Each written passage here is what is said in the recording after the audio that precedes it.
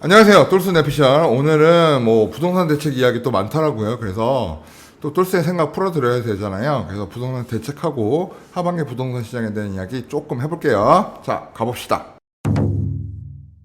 자, 블랙먼데이 최근에 있었죠. 그래서 나스닥도 떨어지고 다우존스도 폭락하고 이래서 사람들이 우와 경기 침체 오는 거 아니야 막 굉장히 시끄러웠어요. 근데 반등 나오고 있고 또 안정화되고 있는 부분이 있죠. 이 부분에 대한 이야기는 전 영상에서 한번 쫙 풀어드린 적이 있으니까 그 영상 다시 한번 보시면 될 것 같고요.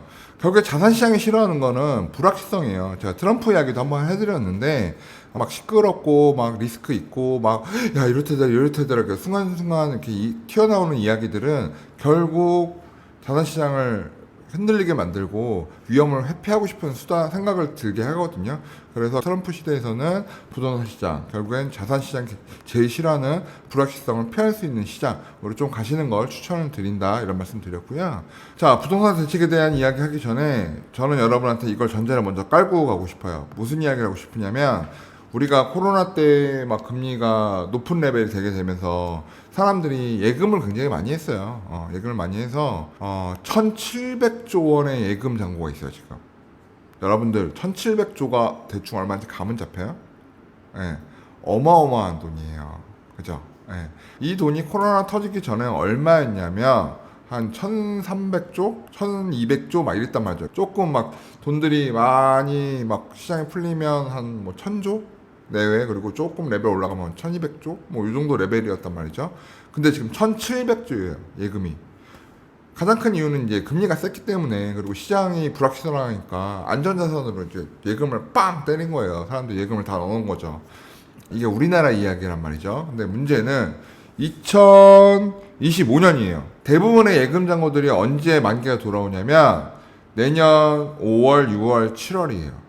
그때 가장 많이 돌아오거든요. 빠른 것들은 올해 12월 그리고 내년 1월 정도부터 아마 만기가 돌아올 거고, 금액대가 제일 큰 것들은 아마 4월, 5월, 6월, 7월 이때가 이제 마지막 예금 들으신 분들이 많아서 아마 내년 봄이 지나면 굉장히 크게 쫙 예금이 풀린단 말이죠. 자, 그럼 그 사람들이 내년 5월, 6월, 7월에 예금을 다시 하겠냐는 거예요. 내년 5월, 6월, 7월에 예금금리 얼마 줄까요? 지금 은행에서 3%참 잡기도 어려워요. 그죠? 금리나 3번 혹은 4-5번 이후일 거 아니에요. 그래서 금리가 거의 한 1.5에서 2% 가까이 떨어질 수도 있는 상황이란 말이에요. 그 상황에서 예금금리 얼마나 줄까요? 많이 줘야 뭐 한 1.5%? 2%밖에는 거의 불가능할 것 같거든요. 자, 이렇게 금리가 떨어져 버린 상태에서 그 사람들이 예금을 다시 할까요? 안 할 것 같은데. 세금 내고 나면 뭐 남아? 그죠? 우리나라 지금 종합소득세도 너무 높은데. 그죠? 그럼 그 사람들의 그 예금, 예를 들어서 지금 1,700조에서 한 1,400조 정도, 아니 1,300조? 아니 너무 세게 잡았어.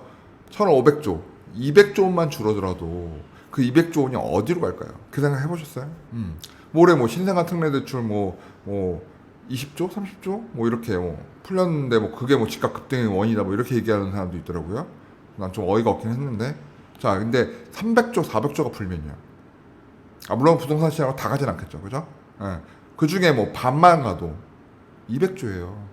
예. 그렇게 예금 풀리는 것뿐만 아니라 2025년 M2도 순간적으로 굉장히 크게 높아질 수 있어요. 지금 M2 늘어나는 속도와 예금 잔고 풀리는 걸 보게 되면 아무래도 내년 시장, 대한민국의 경기는, 내수 경기는 지금 안 좋지만 이제 유동성, 현금 유동성은 좀 풀릴 수가 있어서 그 돈이 안전한 데로 가려고 한다면 아무래도 주식시장보다는 부동산 시장으로 크게 들어갈 수 있다는 것을 꼭 기억을 해놓으셔야 된다는 거예요.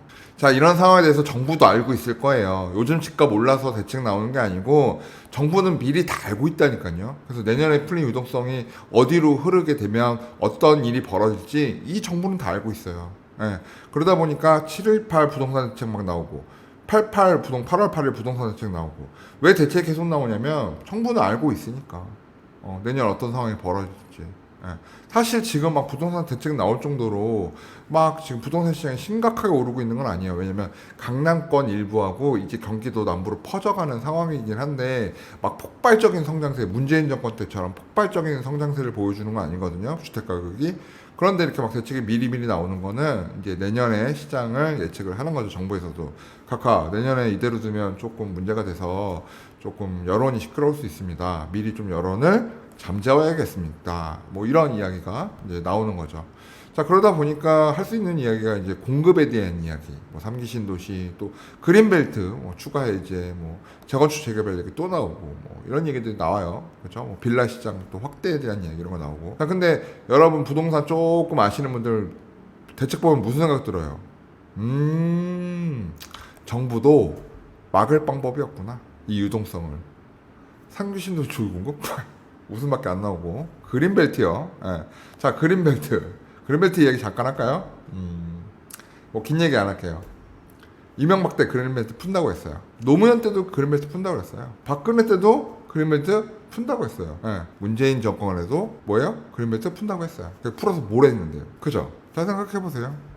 자, 그린벨트라는 거 말은 쉬워요. 말은 쉽고 이게 관계기관 그리고 글로벌 환경 문제 이런 거 있기 때문에 협약을 거쳐야 되는 기관도 굉장히 많고, 그리고 지금 탄소 중립 시대에 이거를 그냥 툭툭 풀겠다에 대해서 모든 관계부처와 글로벌 업체란다. 글로벌 협의체에서도 다 승인을 해줄 거냐? 쉬운 문제는 아니에요. 그죠? 예. 또 그린벨트 안에 또 지켜야 될 또 천연 보호물, 천연 보호수 당연히 있을 거고. 예. 그래서 쉬운 부분 아니라는 거 잘 알고 계실 거라고 생각합니다. 자, 그래서 이런 이야기라도 해서 여론을 달래야 되는 상황이라는 거죠. 아, 그러면 내년 시장, 주택 자산 시장, 부동산 자산 시장 조금 시비하게 갈 수도 있겠구나. 좀 심각하게 오르는 수준도 있을 수도 있겠구나. 이런 생각도 좀 하셔야 된다. 자, 상신도시 얘기 좀 해보면 결국엔 소형평수잖아요. 그죠? 18평, 15평, 16평, 17평, 뭐 20평, 뭐 제일 큰 게 21평, 뭐 이렇고 뭐 24평, 84타입, 뭐 34평 이런 거 거의 있지도 않더라고요. 그리고 대부분 뭐예요? 문재인 정권 때 상신도시 뭘로 다 세팅해놨어요? 높은 임대. 그래서 소형이랑 높은 임대로 다 지금 도시 설계를 만들어 놓은 상태이기 때문에 이거를 바꾸는 게 쉽지가 않아요. 지금의 국회는 민주당 국회니까. 그리고 상신도시 생기는 지역들이 현재 대한민국 사람들이 살고 싶어하는 선호 지역인가요? 다 어디예요? 어디? 뭐야? 다 비선호 지역에 잠만 자는 베드타운으로 설정돼 있죠. 예. 광역 교통대책 있죠. 예, 있어요. GTX A 노선 아직도 전체 개통 못했죠. 그죠? 예.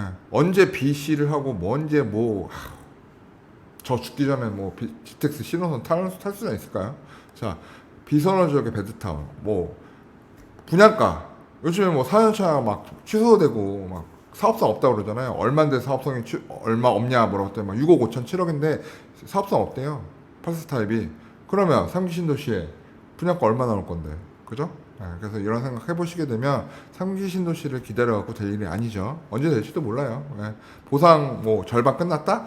75% 끝났다? 보상 70% 끝난 게 아니라 그 남은 30%들은요 헌법 소원을 가서라도 계속 국가를 상대로 손해배상 청구하면서 계속 소송할 거예요. 그래서 쉽지 않다는 거 잘 알고 계실 거고요. 자, 재건축 재개발 얘기 조금 해보면 8월 8일 대책 뭐 재건축 뭐 또 낮추겠다. 자, 재건축 관련 허들은 딴 거 다 필요 없다니까요. 초과 이익 환수제 없애고 기부 체납 비율을 확고하게 확 내려야 돼요. 그러지 않으면 재건축은 이렇게 뭐 간소화 절차 한다고 해서 되는 것도 아니에요.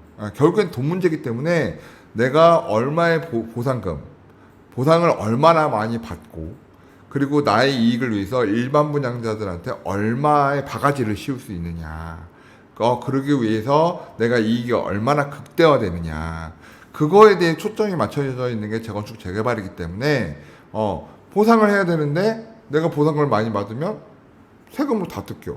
이익이 생기면 세금으로 내야 돼. 그리고 막 기부 체납을 하고 이렇게 되면 이익이 올라갈 수가 없어요. 그래서 뭐 이번에 용적률 인센티브 준다고 하지만 뭐예요? 공원의 폭을 공원 녹지 공간을 아파트에 더 크게 만들어야 되는 이슈도 있잖아요. 그럼 결국 합산하게 되면 이익이 막 대폭으로 증가하진 않아요. 그래서 재건축 초과 이익 환수제를 폐지를 하고 기부 체납제를 없애던가 비율을 확고하게 내리지 않으면 재건축 재개발은 사업성이 나오지 않습니다.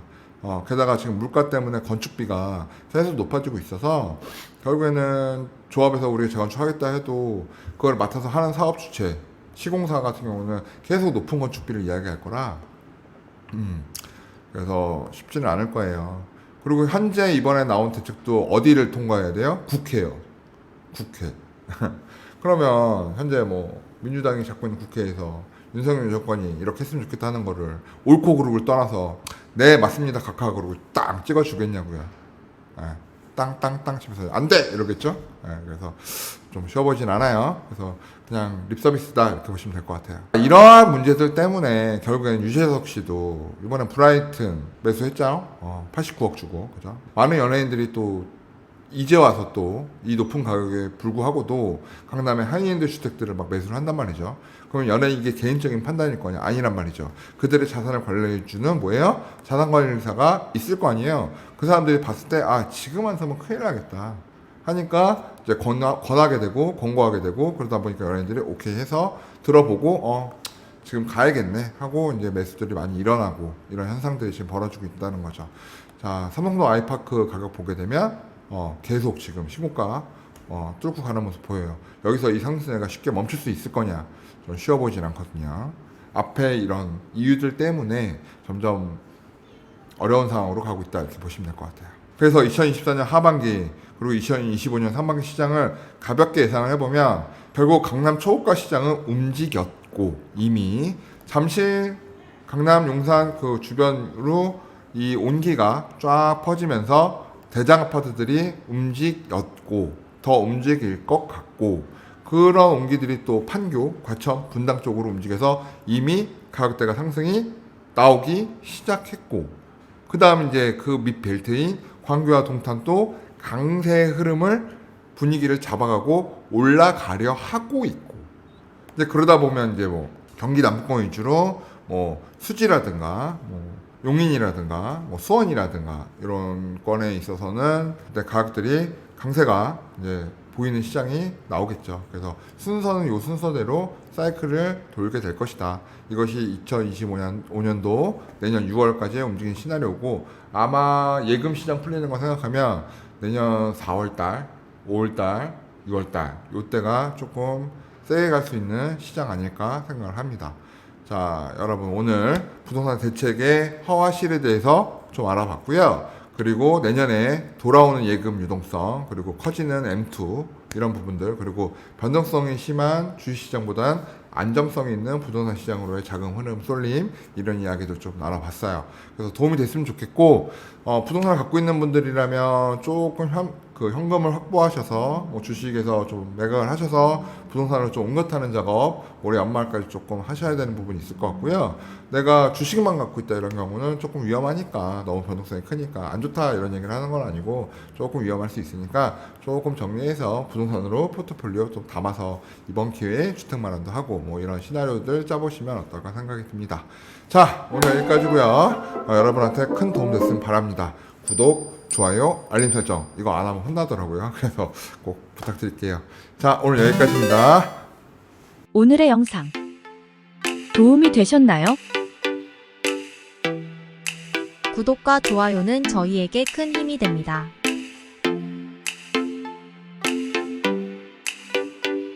오래오래 우리 함께해요.